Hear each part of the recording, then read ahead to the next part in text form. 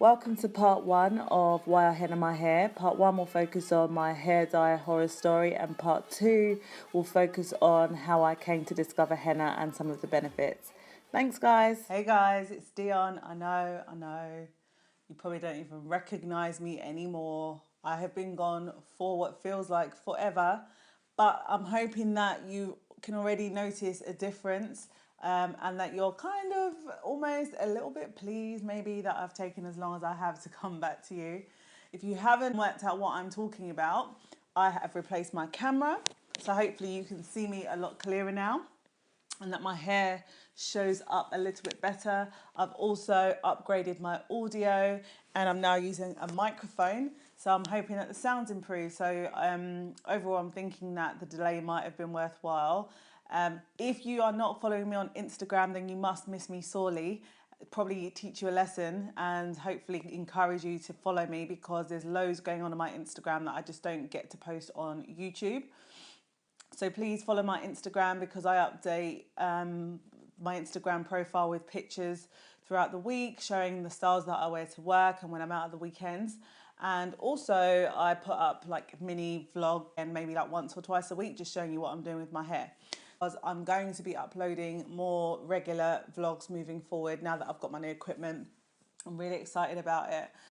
Today what I wanted to talk a little bit about was just how I came to use henna and indigo, because it wasn't something that I planned to use for my grey hair. It was more of circumstance, because, well, let me tell you the story. So as you know, if you've watched my first video, my introductory video, my hair has been relaxed since I was 6 years old. It was not my mum that relaxed my hair, just for the record. It wasn't her.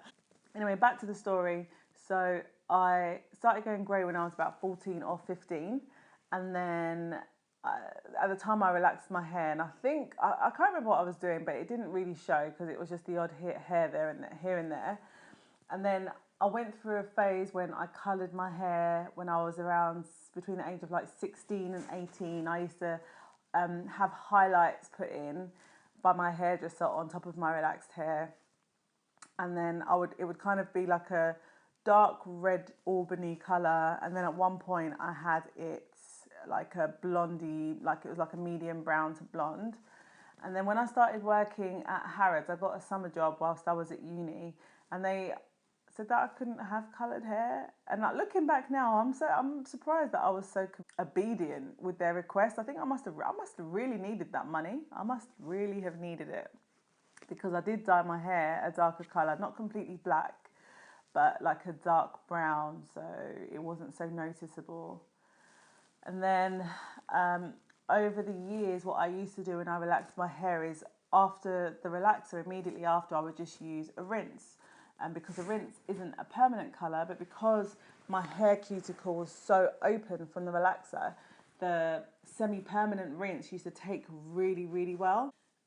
I did this for ages, for years, and there was no problem. I had never had an issue with hair dye. I never used a test. I never did a tester, because I've been using hair dye for years. Why would I need to test the dye? I've been dyeing my own hair since I was about 15 or 16. Every single colour you can imagine. I was using semi-permanent dye, permanent dye, whatever. There was never any problem. I was fine. Then one day I was at home and I was using the Bijan. I think I'm pronouncing this correctly. The Bijan, you know the one, it's the powder dye. It's the one that comes in a little box with like an Asian looking lady on it, and you mix the powder, and like that is the best dye in terms of coverage and durability. That is the best dye. So I'd graduated over the years, and like to me now this was like the best dye I could get for my hair, because no matter how much I wash it after I've used it, the black's not coming off of my hair, and I like jet black hair. So I'm at home. I think I must have relaxed my leave out, and then as per usual, I followed up with the dye. Like, what's the problem? I do this all the time. I know what I'm doing. Please. So I've washed off the relaxer. It's not really concerning me. No problem. Mix up the dye as usual, and then I apply it to my scalp. And this is where things got a little bit interesting because I noticed something that I hadn't noticed before. When I put the dye on my hair, when it touched my scalp, it stung a little bit. And I thought, oh, that's a bit unusual. Like, that doesn't normally happen. But my scalp is like, invincible. The amount of stuff I've put it through, I've got every confidence that my scalp's going to be fine because dye can't do anything to you. Like, it can't burn you. It's the relaxer. So I'm thinking my scalp's just sensitive from the relaxer that I used. So I leave it on. I'm thinking like it's just a bit tingly. So I wash it off. But I haven't washed my whole head. And remember, I've just got this section of leave out. I haven't dyed my whole scalp because I've still got a weave on at this point. So I must have done this around 7 o'clock, let's say. Yeah, it was about 7 o'clock. By the time 9 o'clock came, I had like a cocoa, like a little lump just here, like my scalp, my forehead was a little bit swollen. I started thinking, this doesn't look good. This isn't going to bode well for me, this swelling. Then about 3 hours later, like this, like slight swelling here had graduated into a full on like mound, like right here, like a mound had, and then I could see like my pores, the pores of my scalp was so open. It was horrible. So at this time now, I realised that something had gone wrong and I hadn't experienced this. But I know I've got allergies, so I thought, okay, maybe I'm having an allergic reaction to the hair dye. And these horror stories that I've seen happen to other people when they've had an allergic reaction to hair dye is now happening to me. Thank God I had the good sense to take an antihistamine. So I took a Piriton, which probably actually saved me from it being so much worse. I went to bed. The next morning I woke up. The next morning, let me tell you, I was supposed to go to work. The next morning, my eyes could not open, like they were closed. My nose was swollen. It looked like I had gone 10 rounds with Mike Tyson. My eyes were totally closed. The bridge of my nose was swollen. And my nose, like I had like pressure in between my eyes where the swelling was. It was horrible, horrible. And this is someone who had never had a reaction to hair dye before. Like I said, I'd been using hair dye now for at least 8 years of my life. Even before I had grey hairs, I was colouring my hair because I used to like doing stuff like that. I had a disgusting reaction and my scalp, like the pores were wide open. It was horrible. It just looked so sore and I just knew something was really wrong. So I decided to go to the hospital. So I went to the hospital and they saw me and it was so embarrassing because, like I did this to myself. It's not as if it was an accident, but it was self-inflicted through like vanity essentially. And I'm so embarrassed, but I was so embarrassed that I had done this to myself. And, the doctors were asking me like, did you do a patch test? And I'm like, no, I didn't do a patch test. You could tell that they were a bit like, yeah, you should have known better than to use a dye without you doing a patch test. But who does that? Like, no one does patch testing. I bet you don't do patch tests. Now, who does that? No one does that. If you've been using the same product for years, why would you just start doing a patch test when you know you're not allergic? Why would you do that? Well, the reason why you do that is because you can develop an allergy at any time, as I learned. They put a needle in my arm and they hooked me up to some antihistamines and they gave me antihistamines intravenously through the needle, so it went straight into my bloodstream. They also gave me steroid tablets that I needed to take for the next 2 weeks and antihistamines that I had to take, all because I didn't do a patch test. So following that, I was gutted because I couldn't even go to work. It's like my body had to work out the allergy. So my eyes were so closed, and it was horrible. My scalp started weeping. It was disgusting. Like every time I look at my scalp here now, I think to myself, like I try and look to see if there's any damage, like maybe hair doesn't grow out of all of my follicles. Like, I think it's fine, but thank God, like, thank God. Could you imagine? Like, it was this part of my hair. Can you imagine? Like, it was this part of my hair, the bit right at the front. And my mum blended up like the inside of an aloe vera plant every day and like applied it, and it was grimy because where my scalp was weeping, I kept on like, you know, I had to keep it clean, and I would use salt water, warm salt water to like, you know, soak the crust off, and it's disgusting to soak the crust off and like, you know, keep it clean, and then I would rub the fresh aloe vera plant on it. But it still took a week to heal, and then my eyes eventually, the swelling started going down, the swelling around my nose started going down.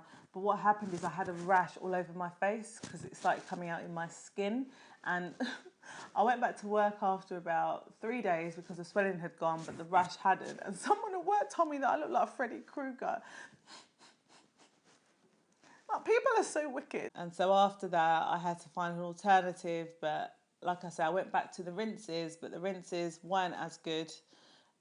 But I had to use it because I had no choice at this stage but to use the rinse.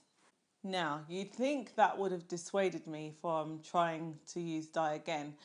But I have to be honest, I have been trying to find a dye that I'm not allergic to since then. So for several years I kept on, like, you know, doing patch tests. I had the good sense at least this time to do patch tests.